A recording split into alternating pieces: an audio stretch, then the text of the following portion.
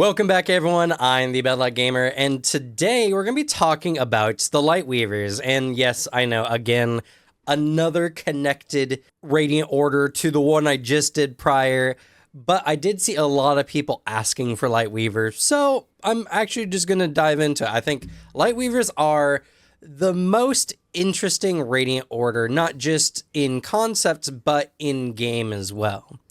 So, Lightweavers. Lightweavers are the illusionists of the Radiant Orders. They have access to the surges of illumination and transformation, and they are another interesting order similar to the Else Callers in the fact that their ideals are not set in stone, which is actually one of the reasons why I wanted to cover them, because it is not super common for the Radiant Orders to be a little bit loosey-goosey with everything. It is mostly just these orders that I feel have more transient natures to them. And with illumination and transformation kind of here in Lightweaver, I feel like even more so than Else Caller, the oaths you speak and your ideals are very personal. And in fact, they're probably the most personal, while Else Callers are looking to improve in whatever they're seeking out to do, following their ambition, improving in a skill that they deem to be necessary or a part of themselves. Lightweavers are different. They are hiding from themselves. They are disguising their pains and their truths with lies, which really leans into the Illumination kind of illusion style of gameplay. Though I will say, well, first of all, the Lightweaver philosophy is, I will speak my truth. Now, if you've read the books, you're probably well familiar with how Lightweavers say their oaths, but for everyone else, a Lightweaver speaks each of their ideals and their oaths by admitting to themselves a lie that they have been, or a truth about themselves that they've been lying to themselves about for a long time, something that's very personal. Now, while the second ideal can be a little bit more on the emotional, just something that's a little bit more superficial, admitting you're afraid in a situation when you're trying to play a tough act, the third and fourth ideals need to be a lot more personal to your character. And this is where my kind of general gripe with Lightweavers come in from a gameplay standpoint, right? So for many of the other orders, you need to achieve things more or less to speak your ideals. But for Lightweavers, they kind of just need to get over it. You know what I mean?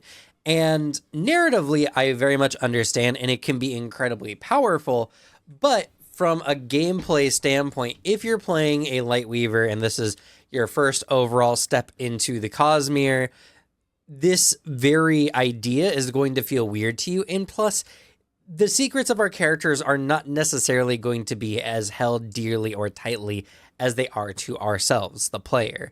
So speaking of truth, it's not that big a deal to us when it might be more to our character. And sometimes it's just really hard to get into that headspace. So this one is just more difficult. It requires a lot more narrative leaning and a lot more narrative weight than I feel a lot of people are really even comfortable with doing. Heck, a lot of my friends who have been playing TTRPGs with me for a long time now would not necessarily be comfortable getting so personal.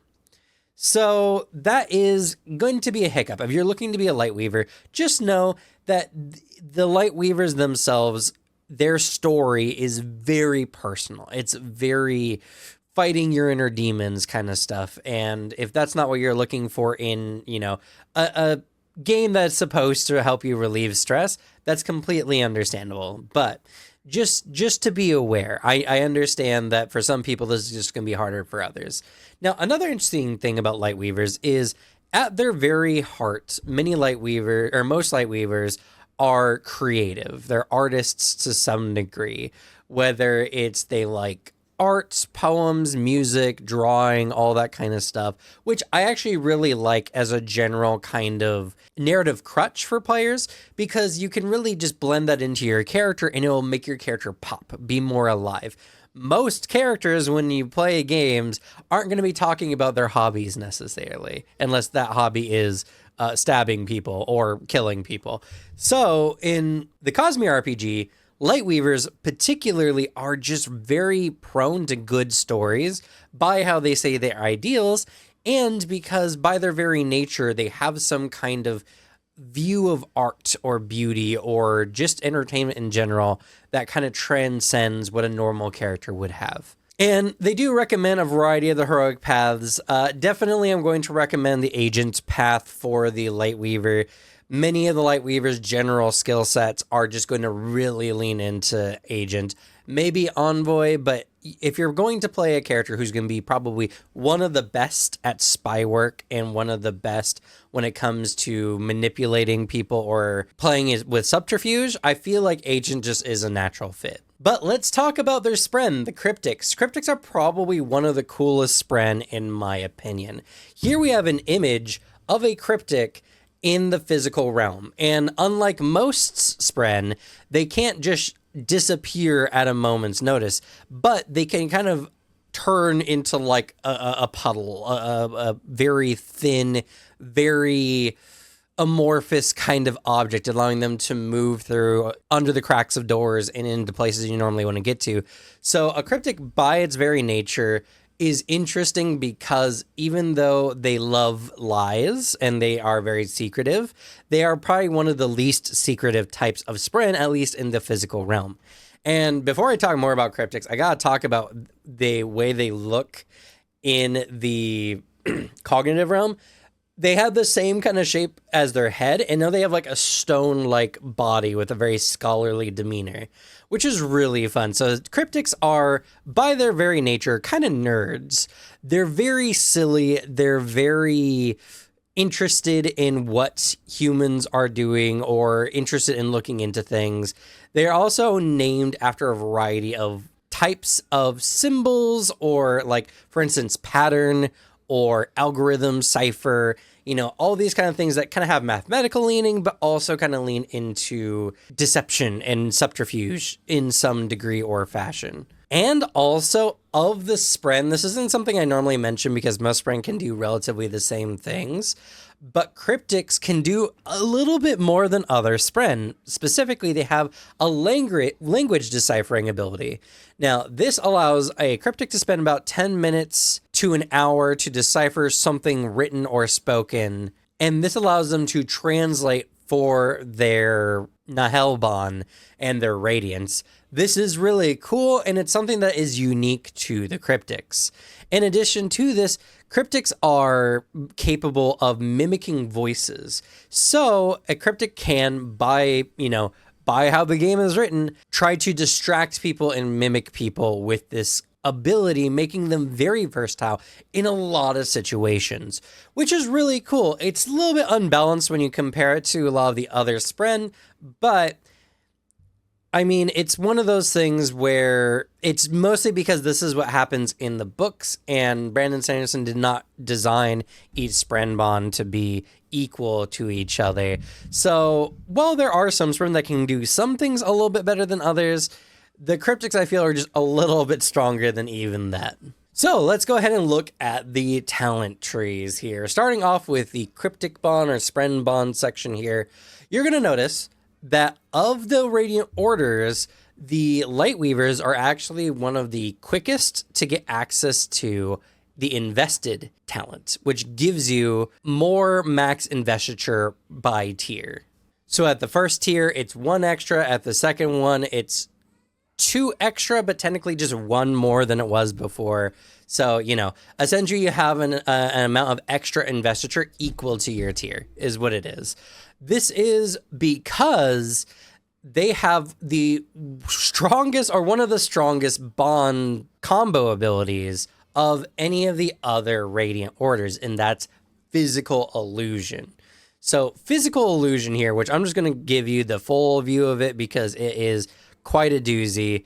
Essentially, you get the ability to make your illusions completely physical and real, interactable. They can attack people, and you can see this long list of stuff, which, by the way, get used to that because many of their abilities are very in-depth.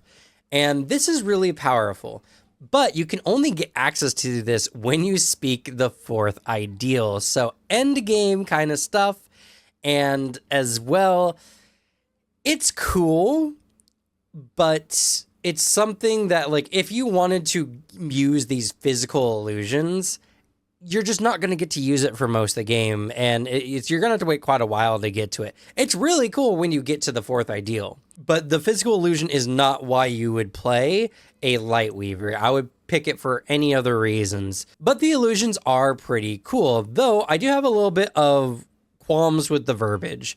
So this section here, it says the illusion weighs half as much as the real version would, maximum of 25 pounds per surge. But based on your, rank in both transformation and illumination, you can make up to medium or larger size creatures or objects or whatever. And that doesn't make sense because even at max ranks, that's 100 pounds, right? Most, men would probably weigh more than 200 pounds. Not all, but most. And so you can't really get to half with 100 pounds. This is very weird verbiage, and I'm going to assume that what they're intending here is if you want your illusion to have some level of weight, you're going to have a maximum weight of 25 pounds per surge rank, and it can be no more than half of the weight of the object it is mimicking. So if you're mimicking like a barrel, for instance, an empty barrel, then it would feel like styrofoam. It would be very light because normally a barrel isn't that heavy, but it would be easily like 5 to 10 pounds, something like that. So while I definitely like the physical illusion and I think it's really cool, it comes super late and some of the verbiage here is just very weird, but you get essentially an extra combatant on the battlefield, which is really good, and your ability to deal damage with it persists, and you can control multiple illusions technically with this, making you a very difficult opponent to face. Though I will say what your physical illusions can generally do is not going to be much more than you would be able to do with, say, transformation, which Lightweavers also have access to. So again, physical illusion is really cool, but it's more of a narrative tool / it kind of gives you some interesting utility, and it's not necessarily as much of a combat ability as it first appears. So next, let's talk about their other surges. I already mentioned these before, but we have Illumination and Transformation. Now, I already talked about Transformation in Else Color, so I'll be talking about it second, though there is something unique about how Lightweavers use transformation compared to Else Colors. But let's start off with Illumination. So Illumination uses presence. It's very much orientated around creatively using light and illusions to fool people. And in fact, we have a huge list of things when you use just the basic surge. So I'll just put this out in chunks so you guys don't have to see a whole nother scrolling thing like we had to do before. So the base surge here, you spend 1 investiture or more to infuse it into the air in a space within your Spren bond range. Now this is normally 30 feet, so not super far, but a decent enough distance. This illumination cannot exceed the surge size for your ranks in illumination. We'll talk about that here in a moment. And the light weavings typically take the form of a 3-dimensional hologram representing a character, object, or phenomenon you're familiar with. This illusion is composed of light, complete with animation and accompanying sounds produced by the vibrations of your bonded Spren. So this is a very interesting part it mentions here because normally, they are just illusions, but Cryptics, due to how they normally work, allows you to essentially create the full sound and kit for illusions, which is really cool and is why your illusions need to be within your Spren bond range. Otherwise, they wouldn't be able to make sounds. Now, when you read the books, this is not something that like the Lightweaver typically does pretty early. And I gotta make special mention of this as well. These illusions are known as light weavings, and we are talking about the Lightweaver today. So It's one of those things where I feel like some surges are just designed completely around a particular radiant order. And in this case, light weaving for Lightweavers, duh. But surge scaling, if this is the first video you're watching in the series, you're probably unfamiliar with this chart, so I'm going to go ahead and show it here. So the size of what you can affect or create when you're using any of the surges is based on this chart here. So at 1 rank, you can make a small creature or 2.5 cubic feet. 2 is 5, 3 is 10, 4 is 15, and 5 is 20. So a humanoid is typically like a medium size. So when you have 2 ranks in Illumination, you'll be able to essentially create the illusions of people. And in theory as well, depending on how the illusion is orientated, you could do some very interesting things to make a singular illusion look like multiple illusions, though that's not necessarily going to be a problem if you take some of the later talents. So now, making simple and complex illusions. So if the illusion depicts a simple object with no sound or animation, this uses only 1 investiture every 10 minutes.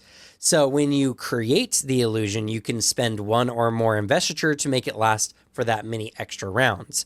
In this case, every 10 minutes per point you put into, which is pretty cool. Now, if the illusion depicts a character or a complex object, something in motion typically, then it uses 1 investiture each round, which is really not that much time. A round being roughly, I believe it's 10 seconds or 12 seconds in this game. It's not a lot of time, and you could spend all your investiture essentially trying to make someone move for a full minute. And as long as, you know, there is investiture in these illusions, they can persist even if they are outside of your spread and bond range. But when you leave the range, animated illusions stop making sound and stop moving. So something to keep in mind. The most useful thing for light weavings, I believe, would be disguising yourself, which they have.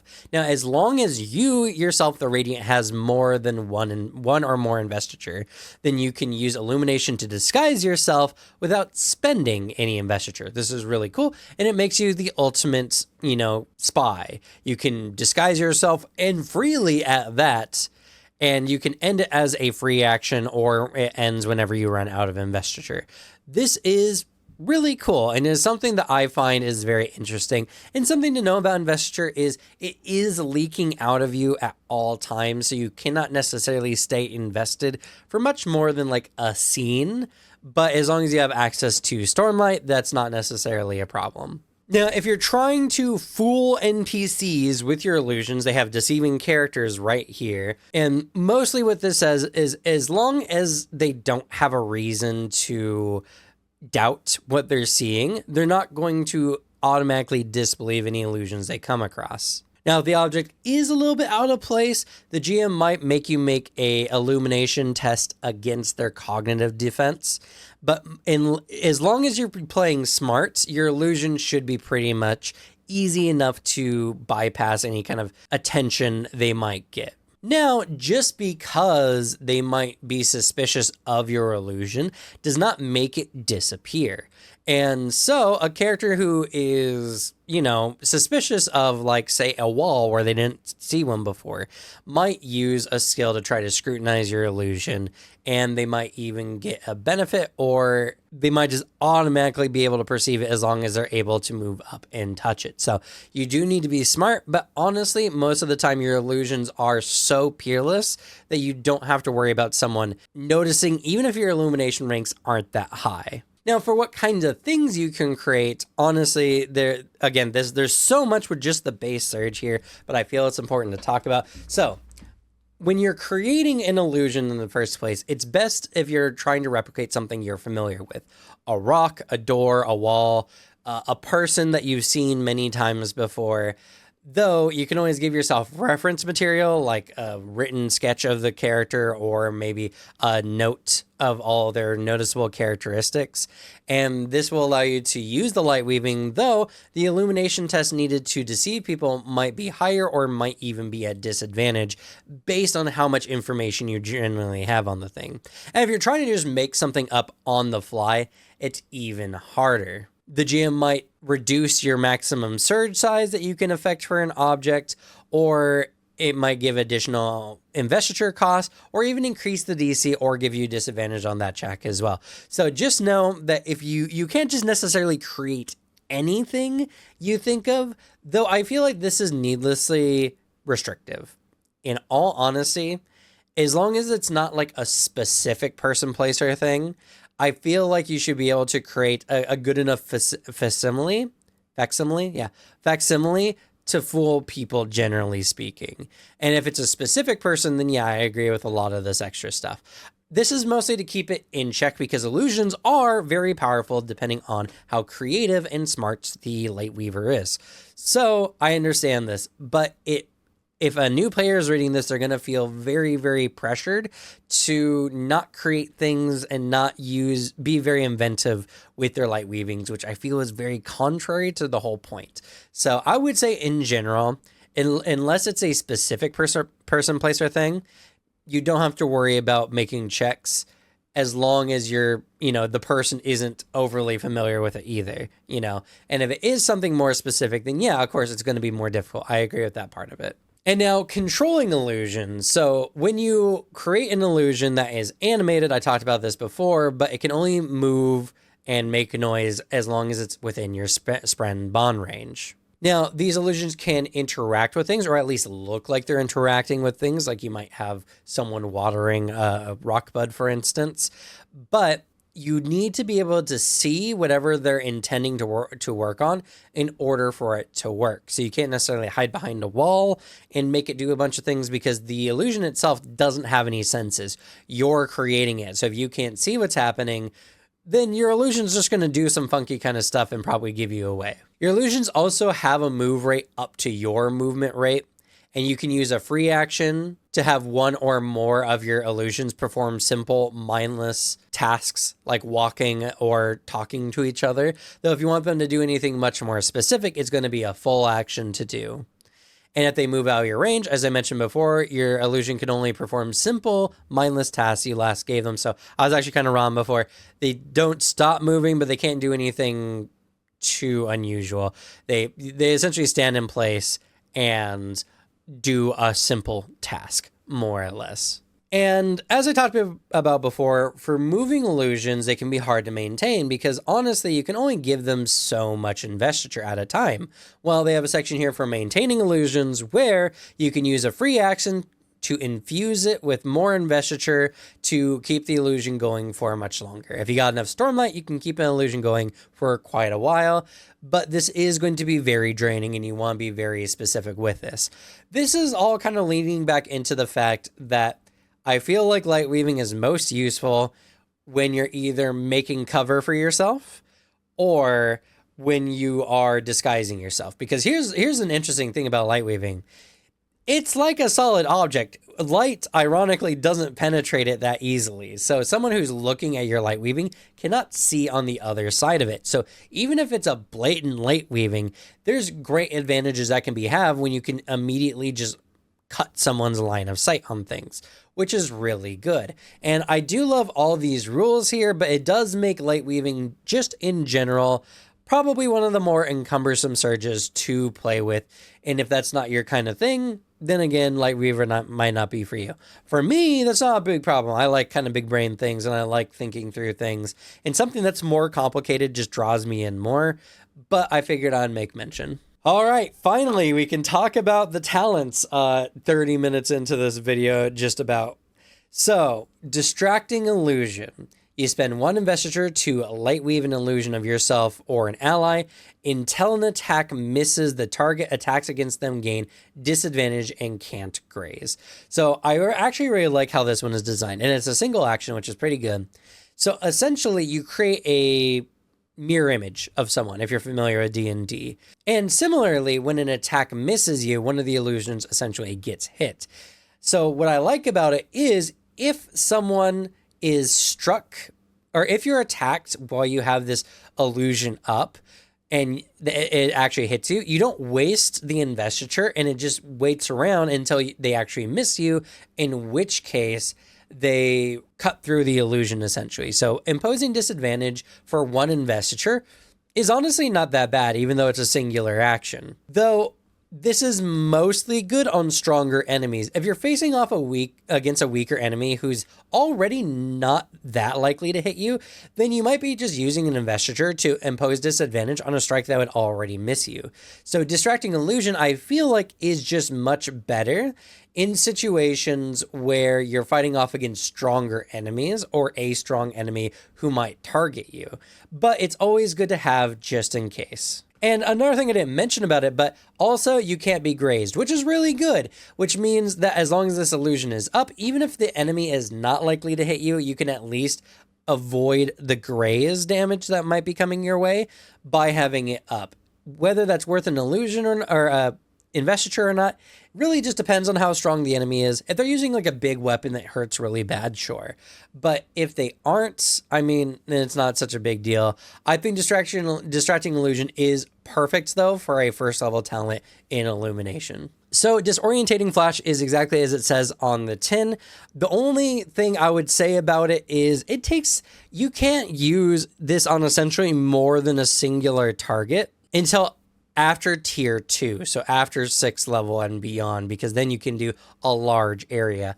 I really wish with disorientating flash, they increased the area of your surge scaling just for this ability, because that would make it overall generally better. And for an instant like use of light, I feel like that wouldn't be an egregious use of the rules. So maybe in my games, that's how I will use it if I ever have any Lightweavers. But as it currently stands, if you have an early level Lightweaver, this is a one-person ability, and 2 actions just to disorientate someone really doesn't feel like a good use of your investiture and your actions. So I would increase the surge scaling by 1 step, and if you have 5 ranks, I'd boost it to like 30 feet or 35 feet even, and call it good, because that would at least more likely hit multiple people, which would more warrant the 2 action and singular investiture worth of investment. Then we have spiritual illumination. This is 2 investiture, huge cost, but you cause an ally, a singular ally, to become determined and focused. Determined means they gain a opportunity even or when they fail checks, which is just really good. There's a lot of abilities that can use opportunities, and it makes it where at least something good happens to them. But more importantly, it makes them focused, which reduces any abilities or talents that use focus. Their focus cost goes down by 1, and it doesn't say to a minimum of 1, which is insane, allowing them to essentially use some focus abilities with 0 cost, which is really cool, though this only lasts until the end of their next turn. So while it's a very powerful buff, it's a 2 investiture and singular action to give this to an ally. Really good for playing up an ally in the moment and giving them every chance they can to succeed, but still not something I would do overly frequently, and shouldn't be an action you would take all too often unless an opportunity arrives where determined and focused are really powerful.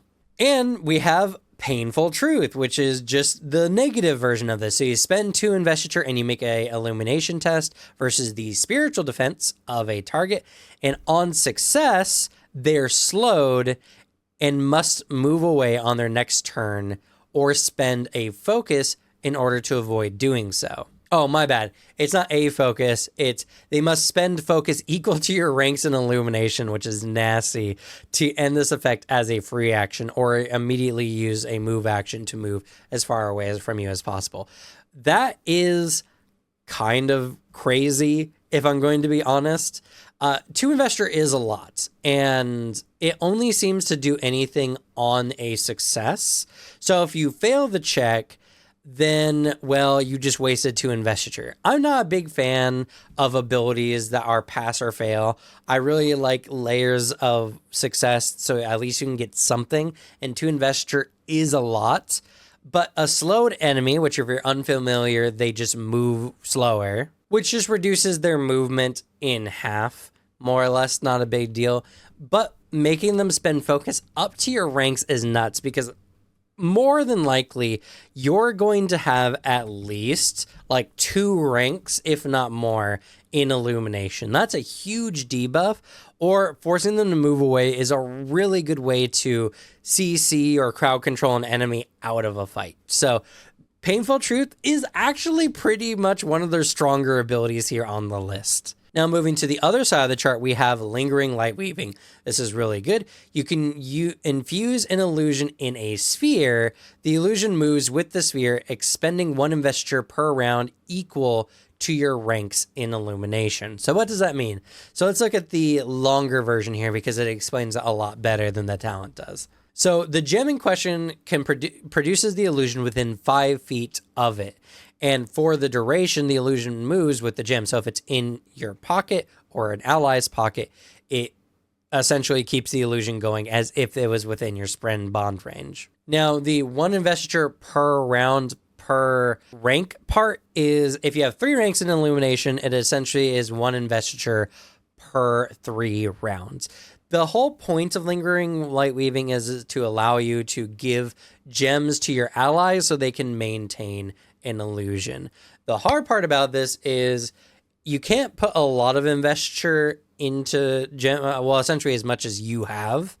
And in addition to this, the number of rounds it lasts is not that good. And when you first start off, like by the time you're selecting your first talent after the first ideal, you're at most going to have 2 ranks in Illumination potentially, which means that every 2 rounds it spends 1 investiture. Now, you could do a couple minutes easy with that, sure, but it's going to be a lot of investiture to maintain the illusions of 1 ally, and not speaking about 2. How I would have this one work, generally speaking, would be to put it in minutes, which is a lot stronger, yes, and generally can make a lot of your light weavings much stronger, which, yes, I agree, I understand. But that would make it function, I would feel, better in game. The number of rounds thing, like rounds already being a somewhat ambiguous amount of time, even though I know they have a roughly so much time in the rules, it just makes it more difficult to use this in any reasonable way that you would normally use light weaving, as rounds are just not a lot of time. So kind of a miss here, I'm going to be completely honest. The Lingering Lightweaving should be in minutes at minimum to make it, I feel like, actually worthwhile. And I would even probably do like 5 minutes per, or have it be different for like disguises versus full-on illusions or something. I'm not sure. All I know is Lingering Lightweavings should be good, but honestly, I wouldn't like it. And I'll make special mention as well. On this side of the chart, it's the only one on its line. So it's a feat you only take if you find that you might have use for it, which is good because it's honestly not that good. So you don't have to take Lingering Lightweaving to take any of the other feat or talents here, but still, I just wish it was better. Then we have Stormlight Reclamation. This has not come up too much in some of the other ones that we've looked into, but essentially for light weavings, if you have a current light weaving going that has investiture still in it, then you can reclaim that to reclaim that investiture. Pretty easy. Then we have multiplicative light weavings, which is really good because now you can add additional illusions up to your ranks in Illumination with no additional investiture. So essentially multiple illusions for the price of a singular illusion, which is really good. This is very powerful, and honestly, I wish this was the first one or something, because this would have been a lot more interesting on this side of the chart than Lingering Lightweaving. Multiplicative, that's such a hard word, Lightweaving is, in my opinion, probably a must take if you're going down Illumination. It's just so good. And then we have Endless Illusions. You can maintain illusions indefinitely. While you have investiture, Illumination infusions in your Spren bond range do not expend investiture. And honestly, that's pretty much it. Like, the talent says everything that it does. Your light weavings that are within your Spren bond range, which, by the way, can eventually become 100 feet, don't expend investiture at the start of your turns. So, Endless Illusions feels infinitely better than Lingering Light Weavings, even though I understand Lingering Light Weavings in theory has a bigger distance, but they have to be able to get they have to be able to get away from you long enough to make that matter, which just feels bad. And I understand, like, lingering light weavings, right, is really good if you are trying to get away, right? You leave this in your jail cell when you're making your escape so that when a guard walks by, they see you, as long as it's sometime in the next couple minutes, maybe, if your illumination ranks are that high.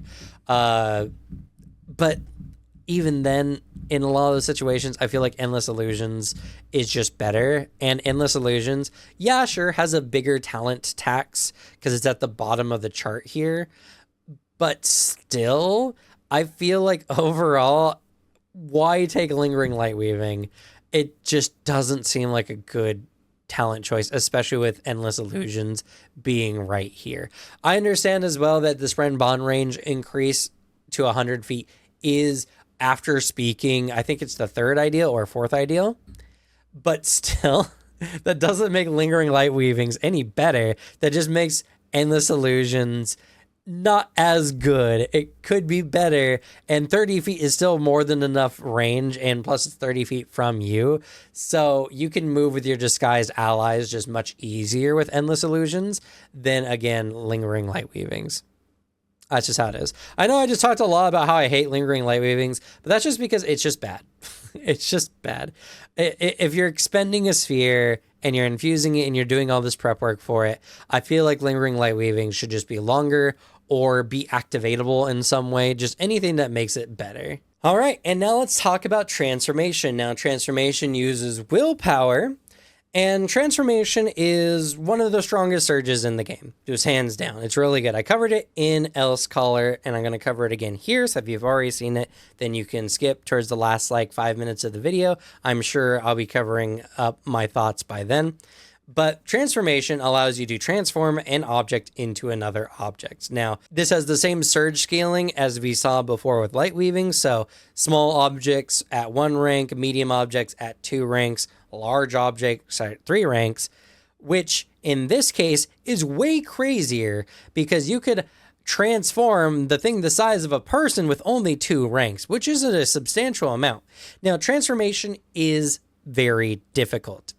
To transform an object to another object, you need to follow this chart here because you need to make a transformation test whenever you transform an object. So to transform a solid object into a liquid object, you need to make a DC 15 check. Now, when you have 2 ranks in transformation, which you can get in tier 1, and if you've maxed out willpower up until that point, the biggest bonus you're going to have is +5. Which means you need to make a 50-50 check to transform a solid object into a liquid object, and that's not even the most difficult one. There's also vapors like mists and clear air, which is just essentially evaporating an object, for 25. And you'll notice flame here has an asterisk, but I'll also mention as well, organics is different between like a wicker basket and like a living person. You can't do anything on a living creature unless you take a specific talent for it. But if you're transforming a rock into a wicker basket, then that's when you would do solid to organics. Flame requires also its own talent and is very interesting in its own way, but we'll cover that when we get there. So when you transform an object into another, this is called soulcasting. You're literally transforming the soul of an object or creature into another object or creature, which is really, really cool. Now, the interesting thing I'm going to mention here, this has a somewhat limiting factor to some degree, but that doesn't mean you can't just transform objects like solids, stone into something like gold or other types of metal, which is a huge value increase more often than not, meaning that just by having transformation at base, you have a lot of potential to gain a lot of value. Now, technically, you can't make money because you can't really transform something into a sphere, but I guess technically you could, I don't know. That's hard because you're transforming an object into an object with multiple properties, which I don't know if you can really do. I think you can only transform one object into a different type of object. So you can't make like a sphere that has the crystal outside and the crystal inside kind of deal that can take in Stormlight. But you could just make raw gemstone, which is really, really good. And you could turn things like a bucket of water into a bucket of oil with, again, very little effort. So transformation is going to cause a lot of problems for some GMs out there, I guarantee. But overall, it's not that bad. Now, when you do successfully transform an object, you do spend investiture based on the size of the object. So 1 for small, 2 for medium, 3 for large, which again can be a lot of investiture, but considering how much you're transforming, I think that's completely fair. And if you do fail, you don't spend any investiture, though you can't soulcast that object again during the same scene. So that means that if you fail to transform a wall, no second tries. You gotta wait until a little bit later in order to try again. So at base, transformation is insanely powerful, even just from a utility sense. But then we get to the ability to soulcast living creatures. So let's take a look at the talents here, and we're going to take a look at the right side first because it only has 2 in the first part of the category, which is living soulcasting and blood casting. Now, living soulcasting is essentially division if you watched my earlier videos on either the Dustbringers or the Skybreakers. Essentially, you make a melee touch attack versus the spiritual defense of a living organism, dealing 3d4 spirit damage, which has almost nothing in the game to flex besides things like shard plate. And if the creature is reduced to 0 HP, they die, transforming into an object of your choice. Now, what makes this especially good is technically, in practicality here, you can transform living creatures easier than you can you can turn a person into just air much easier than you could an inanimate object, because the only thing you need to do is make a transformation test that beats their spiritual defense, which a lot of enemies are not going to have that high of a spiritual defense.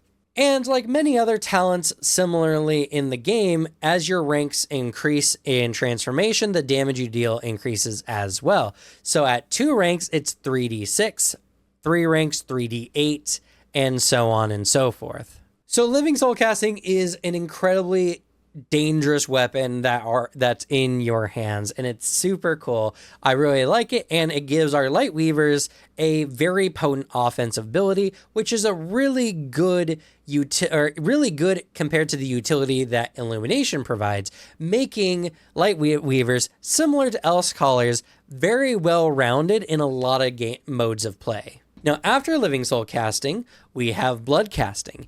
You spend 1 investiture and test transformation of a DC 15 to cleanse all poisons from the target and reduce 1 injury's recovery time by 5 days. Now, cleansing the poisons is really good. The whole reducing the recovery time for an injury is not as good because, 1, more than likely, you're going to be playing with other Radiants who are going to have, Stormlight healing abilities, though technically for injury's sake, you need to be, I think, at least of the 2nd or 3rd ideal to heal from injuries, not just to heal back your HP. I might be wrong on that. It really doesn't matter. The whole point of blood casting is specifically, this is your anti-poison effect. Another good healing effect to have, though honestly, I don't know how frequent poison comes up in the game, so I can't say how good blood casting is for its utility purpose. And in addition to this, in the actual talent, it makes mention, the GM can spend a complication from this test to reduce the target's maximum health by twice their level until after the next long rest, which is really, really bad. And sounds like a pretty dick move from the GM, if I'm going to be honest. So yeah, blood casting is really good. And in the lore, blood casting is very difficult. So a lot of this makes a lot of sense. But I don't know how useful this one is going to be. All right, next, let's talk about Soulcast Defense and Soulcast Parry, because they're essentially the same thing in two different ways. So Soulcast Defense, before you or an ally is hit by a projectile, you spend one investiture and you make a transformation test with a DC equal to the triggering attack. And on a failure, the projectile still grazes, but on success, the projectile just completely misses and becomes essence, or turns into thin air is probably a better way of putting it. So, Soulcast Defense is a really good reaction that allows you to protect yourself or an ally from a ranged attack. And the worst case scenario, the projectile grazes them, doing a pretty good chunk less damage. And on success, the projectile is gone. Now, this gets crazy when we go to Soulcast Parry, because now this works on melee weapon attacks, which is even scarier because now when you succeed the check, you destroy their melee weapon, which is incredibly powerful. And worst case scenario, again, they only graze you, which is probably way less damage. So both of these right here are really good and something you should pick up immediately, just because they're so good at keeping your character alive and just overall improve your character's survivability by a pretty decent chunk. Now, before I continue, I want to talk about a unique feature of transformation that I didn't when I talked about it in the Else Caller video. So in transformation, you actually gain the ability to peer into the cognitive realm, much like how an Else Caller's transportation allows them to. So in this little box here called Peering into Shadesmar, you can take a limited look in the cognitive realm for 2 investiture, and you use a skill to make a transformation test. Or no, you take the use a skill action, they're worded really weird here, to make a transformation test. On a success, you can use one effect from the transportation surge to perceive 10 feet around you in the corresponding location in Shadesmar. So for transformation, I'm going to bring it up here just so we can see. You can learn the emotions of a creature within 10 feet, which is not too big. You can locate a character, again, not super useful in this situation, but you do have it, or you can sense investiture. So the biggest ones is learning the emotions and motives of characters by seeing what spren are kind of pooling up around them. That's really cool. This essentially gives you advantages on tests to influence them or to insight them. And sense investiture allows you to see another radiant or a hidden enemy invested enemy, or someone who is in possession of a shard blade or fabrial. So that's pretty cool. And I didn't mention it during the Elskar video because they have it with transportation. The transformation version is much worse, but it's really good when you don't have transportation. So this makes Lightweavers especially good at espionage, as being able to fool people by seeing what spren are around them using this feature is very good, in addition to their ability to disguise themselves. So continuing on with transformation, we have distant surge binding. You use your surge and your talents as though your reach is 20 feet. You can understand how transformation is even scarier when you can use living soul casting now as a ranged ability rather than a melee ability. And then from Soulcast Parry, we also have flame casting. So now you can choose the flame option as a 6th category that is beyond air. Now the DC to transform stone to flame is a DC 30, which is almost impossible more often than not, but you can much more easily transform air into fire. And let's take a look at the full talent here. So when you do so, the flames erupt and then dissipate instantly, but they do ignite flammable objects in the space, allowing you to essentially use your transformation to start fires, which is really cool. Additionally, when you soul cast an object into flame, as the result of the transformation test, to make an attack as a free action against the physical defense of each character within 5 feet of the soul casted object, you roll 2d4 energy damage, not as good as spirit damage, but still really good. And the size of these damage dice increase similar to how it does for living soul casting at an additional die step per rank. So 2d6 at 2 ranks, 2d8 at 3 ranks, and so on and so forth.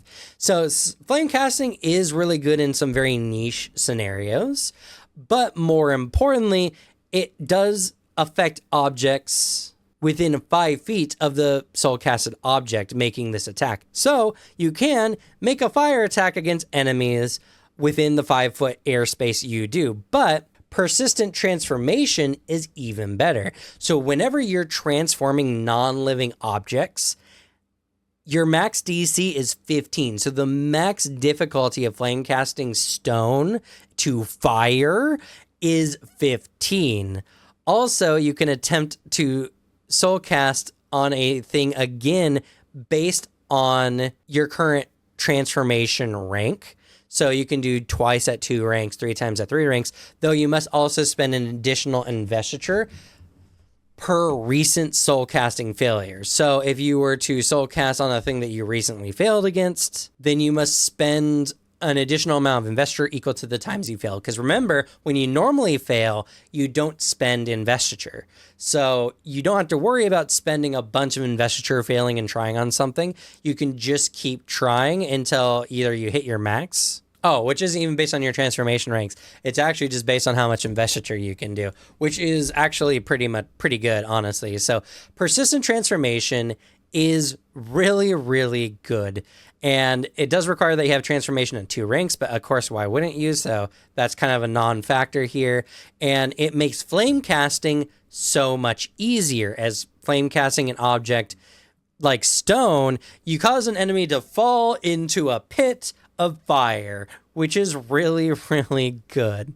And finally, we have Expansive Transmuter. So whenever you soulcast a non-living object, you reduce the investiture cost of transforming it by 2 to a minimum of 1. So essentially, to transmute an object of small, medium, or large objects, it's only 1 investiture, which is insanely good. And even for huge and gargantuan objects, it's almost nothing, 2 and 3 points respectively. So transformation is overall, I feel like, easier to use and is going to provide more benefits than Illumination. Illumination is still good. It's still a good surge, and it can be used in a lot of very ingenious and interesting ways, especially with Lightweavers when they can get to physical light weavings, but that's not until late game. So, everyone's kind of broken at that point. I think Lightweavers are really interesting. I think Lightweavers, though, are an advanced Radiant Order. So don't play a Lightweaver unless you consider yourself a more advanced player of the Cosmere RPG or just a more advanced role player in general, as it's going to ask more of your role-playing skills, more of your strategic and creative uses of your light weavings. And in addition to that, it's just how your ideals work is going to be mostly based on how invested in your character's own story you can get, making the Lightweaver really good for experienced tabletop players, but less so for people who are just getting into the hobby or who just kind of struggle with immersive elements when it comes to TTRPGs. I think the Lightweavers are really, really cool, but I do see a lot of the hurdles that a lot of the orders really just don't need to clear. But hey, let me know your thoughts down in the comments below. But that's going to be it for me. Thank you all so much for watching. Good luck with your games. Leave the bad luck to me, and I'll see y'all next time. Bye.